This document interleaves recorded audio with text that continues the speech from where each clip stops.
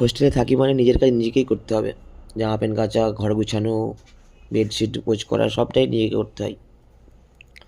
তো আজকে সানডে, এমনিতেও ঘুম থেকে উঠে প্রথম মশারিটা গুছিয়ে নিলাম, তারপর গায়ে দেওয়ার ওই কম্বলটা ভালো করে পাট করে রাখলাম, তারপর বিছানাটা হালকা করে একটু ঝেড়ে নিলাম। ঝেড়ে নেওয়ার পর আজকে সানডে প্রচুর জামা প্যান্ট ভিজেছিলাম, সেগুলো কাচতে হবে।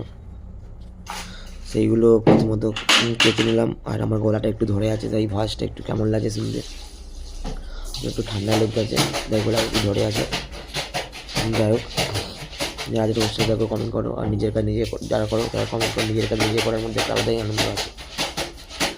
জামা প্যান্টগুলো কেচে নিলাম হালকা করে, তারপর ভালো করে ধুয়ে বাইরে মিলে দিলাম। তারপর ঘরটা আমি পরিষ্কার করছিলাম।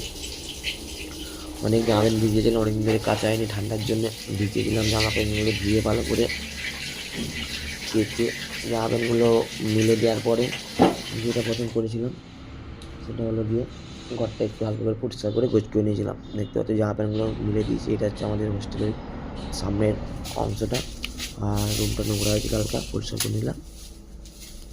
তো বন্ধুরা, টাটা।